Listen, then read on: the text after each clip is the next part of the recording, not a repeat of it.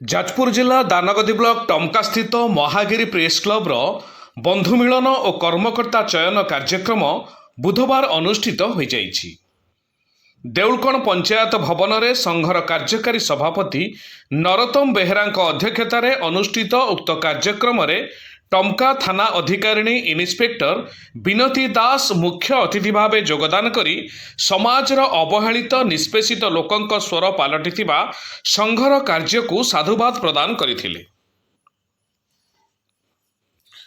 ଅନ୍ୟ ଅତିଥିମାନଙ୍କ ମଧ୍ୟରେ ମୁଖ୍ୟ ବକ୍ତା ଭାବେ ଝାଡେଶ୍ୱର ଯୁକ୍ତ 2 କଲେଜର ଅଧ୍ୟକ୍ଷ ଡକ୍ଟର ଅକ୍ଷୟ କୁମାର ପଣ୍ଡା, ସମ୍ମାନିତ ଅତିଥି ଭାବେ ବରିଷ୍ଠ ଶିକ୍ଷାବିତ ଅକ୍ଷୟ କୁମାର ରାଉତ, ଯୁବ ସମାଜସେବୀ ଇଞ୍ଜିନିୟର ସୌମ୍ୟରଞ୍ଜନ ମହାପାତ୍ର, ଦେଉଳକଣ ପଞ୍ଚାୟତର ଲୋକପ୍ରିୟ ସରପଞ୍ଚ ବିଜୟ କୁମାର ଜେନା ପ୍ରମୁଖ ଯୋଗଦାନ କରି ମହାଗିରି ପ୍ରେସ୍ କ୍ଲବର କାର୍ଯ୍ୟକଳାପକୁ ନେଇ ଭୂୟସୀ ପ୍ରଶଂସା କରିଥିଲେ।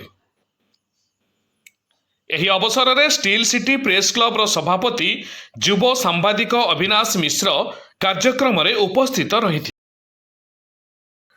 ପ୍ରେସ୍ କ୍ଲବର ଆଗାମୀ 2 ବର୍ଷ ପାଇଁ ଚୟନ ପ୍ରକ୍ରିୟାରେ ବରିଷ୍ଠ ସାମ୍ବାଦିକ ହରିହର ବାରିକଙ୍କୁ ସଭାପତି, ଏସ୍କେ ଅଫତାର ଅଲିଙ୍କୁ ସାଧାରଣ ସମ୍ପାଦକ, ନରୋତ୍ତମ ବେହେରା କାର୍ଯ୍ୟକାରୀ ସଭାପତି, ଅନିଲ କୁମାର ଦାସ ସହ ସମ୍ପାଦକ, ଉମାକାନ୍ତ ମହାପାତ୍ର ଉପଦେଷ୍ଟା, ଅଜୟ କୁମାର ଦେହୁରୀ କୋଷାଧ୍ୟକ୍ଷ, ବରିଷ୍ଠ ସଦସ୍ୟ ପରମାନନ୍ଦ ଦାସ, କାଳନ୍ଦୀ ଚରଣ ମିଶ୍ର, ଭରତ ଚନ୍ଦ୍ର ହୋତା ଏବଂ ଖଗେଶ୍ୱର ମହନ୍ତଙ୍କୁ କାର୍ଯ୍ୟକାରୀ ସଦସ୍ୟ ଭାବେ ସର୍ବସମ୍ମତିକ୍ରମେ ଚୟନ କରାଯାଇଛି।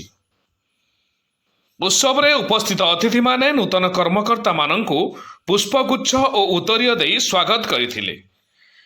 ଇତି ଅବସରରେ ବରିଷ୍ଠ ଉପଦେଷ୍ଟା ବାବାଜୀ ଚରଣ ଜେନା ମଞ୍ଚ ସଂଯୋଜନା କରିଥିଲେ।